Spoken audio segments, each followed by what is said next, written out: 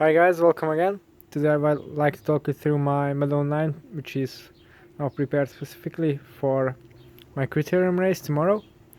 And I have done some changes to make it really suited to that position. So let's start with the wheel set. I'm going to use the 808 NSWs if it's not too windy, which hopefully won't be. I also have my Corsa Speed tires on there, and the wheels have also been balanced using the wheels on tungsten tape, so that should save some watts as well. Obviously these tires are super fast, they save around 10 watts compared to the standard courses, but they aren't as grippy, which won't be as good in the corners, but I think for the overall speed it's worth the trade-off, even on a quite a twisty circuit like the Slovakia Ring. But I already know the course, I know the corners. Last time around I made 18 laps on it, so yeah, I think I can use that to my advantage. The rest of the setup, it's pretty much the same: bar position, SRAM E-tap, bar tape, and that stayed the same. My top cap is cut flush now, as you may have known. Then my Garmin stays the same.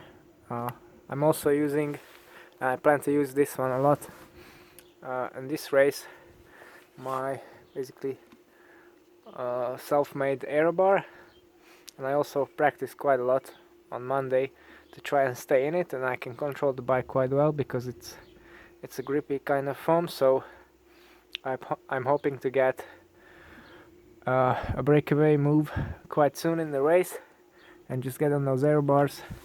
In my experience, the bunch doesn't really cooperate in these races, so I think I'll be able to make the breakaway soon and make it stick until the finish.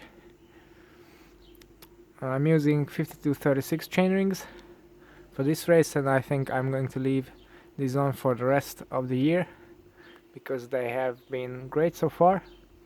Then I've ditched both my bottle cages and I went for the Elite time trial bottle that I've used for time trials. I've shown you this earlier. I think it will be big enough because it's half a liter in volume. It's not that warm, and the race will be only 60 kilometers, in fact a bit less than 60 kilometers in length, so 1.5 hours, basically 90 minutes, so I should be good to go. My seat post is now the shorter one that Trek offers. Unfortunately my dash saddle hasn't arrived yet, so I'm sticking with the Bontrager one, which is not quite as good for staying in the aero bars, but that's the best I can do for now. Then I really wanted to change to the 28 cassette, but I only have one SRAM Rat 28 cassette currently. The other one is a Durace, and they are not quite the same in terms of jumps. And I'm also taking 454s with me in case it's windy, so I want to have two identical cassettes, so I stuck with 32 SRAM Red cassette on both. There's a slight chance of rain, so I couldn't change my ceramic speed grease in the bearings in the oversized pulleys for oil just yet. I don't want to risk ruining my bearings for one race, so not the best possible combination there. And then as a chain I'm using the super fast YBN black coated chain with molten speed wax and molten race powder on it for maximum efficiency gains. I have also switched my view speed aero skewers from my time trial bike to increase the aerodynamic gains a bit more. It's a neat little detail, but if you imagine the bulky head of the standard quick release, it might save a bit of watts, a few watts over there. And in a race like this, if you get a puncture, you're out of the race anyway, I think, because it's just too short and too fast. So changing the wheels won't be such an issue. I've also managed to re-grease my pedals finally.